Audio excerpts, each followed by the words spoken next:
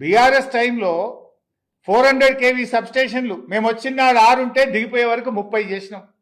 220 kV సబ్స్టేషన్లు మేము వచ్చినాడు 51 ఉంటే దిగిపోయే నాటికి 103 చేసినాం.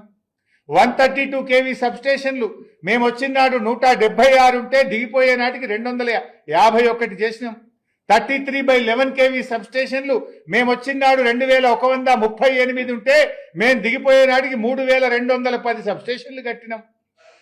డిస్ట్రిబ్యూషన్ ట్రాన్స్ఫార్మర్లు మేము వచ్చినాడు 4 లక్షలు ఉంటే మేము దిగిపోయే వరకు 8,60,000 డిస్ట్రిబ్యూషన్ ట్రాన్స్ఫార్మర్లు పెట్టినాం. ఇది మేము చేసినాం. అసలు నువ్వేమైనా చేసినావా? ఓ సబ్స్టేషన్ కట్టినావా? ఓ లైన్లు వేస్తావా? అరే ఈహెచ్టీ లైన్లు మేము వచ్చినాడు 16,000 కిలోమీటర్లు ఉంటే మేము దిగిపోయే వరకు ఈహెచ్టీ లైన్లు 24,000 కిలోమీటర్లకు పెంచినాం. ఈ రకంగా విద్యుత్ పంపిణీ వ్యవస్థను మేము బలోపేతం చేసినాం. నువ్వే కదా అసెంబ్లీలో చెప్పింది. ఈ వీడియో చూడు, నువ్వేం చెప్పినావు అసెంబ్లీలో.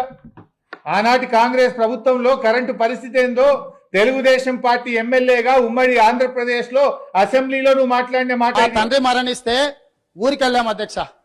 దహన సంస్కారాలు అయిన తర్వాత స్నానం చేసి ఇంటికి పోవాలి అధ్యక్ష. చిన్నప్పుడు ఏ బావిలో అయితే ఎండాకాలం వస్తే రోజుల తరబడి ఈత కొట్టిన బావి ఎండిపోతే బోర్ దగ్గరికి వెళ్ళి స్నానం చేద్దామంటే కరెంటు లేదు అధ్యక్ష.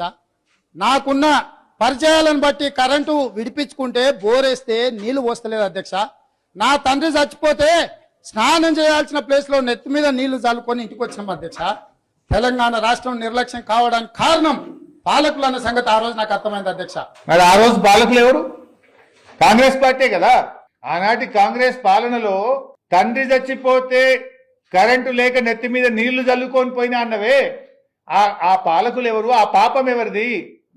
కాంగ్రెస్ పార్టీయే కదా ఆనాడు ఈ రాష్ట్రాన్ని పాలించింది. ఆ పాపాలను కడిగి కాంగ్రెస్ చేసిన తప్పిదాలను సవరించి సబ్స్టేషన్లు కట్టి ట్రాన్స్ఫార్మర్లు పెట్టి విద్యుత్ పంపిణీ వ్యవస్థను 1,00,000 కోట్లు ఖర్చు పెట్టి 24 గంటల కరెంట్ ఇచ్చింది బీఆర్ఎస్ కదా. నిజంగా ఆ రోజు బీఆర్ఎస్ ఉండుంటే నీకు నెత్తి మీద నీళ్లు చల్లుకోవాల్సిన పరిస్థితి వచ్చేది కాదు. కానీ మళ్ళా కాంగ్రెస్ వచ్చింది నీ పాలనలో, మళ్ళా నెత్తి మీద నీళ్లు చల్లుకునే కాలం వస్తుందేమో అని డౌట్ వస్తుంది. ఆగం చేస్తున్నావు విద్యుత్ వ్యవస్థను.